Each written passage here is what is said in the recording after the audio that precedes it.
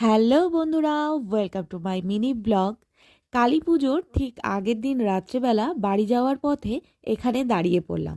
আমাদের বাড়ির খুব কাছাকাছি রয়েছে কুমোরটুলি, আর এখানে মায়ের মূর্তি রং করা হচ্ছে। দাঁড়িয়ে দাঁড়িয়ে সেগুলো দেখতে কী যে ভালো লাগছে।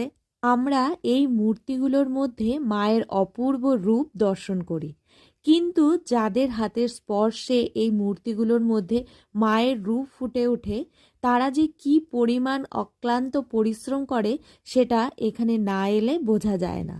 রাত পোহালেই পুজো, তার আগেই সমস্ত মূর্তি রেডি করতে হবে। এখানে এসে আমি ভাবনায় পড়ে গেলাম, এক রাতের মধ্যে এত মূর্তি কিভাবে তৈরি হবে।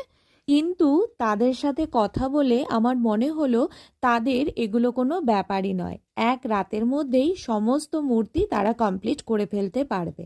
এই কথা শুনে আমি নিশ্চিন্ত হয়ে চললাম বাড়ির দিকে।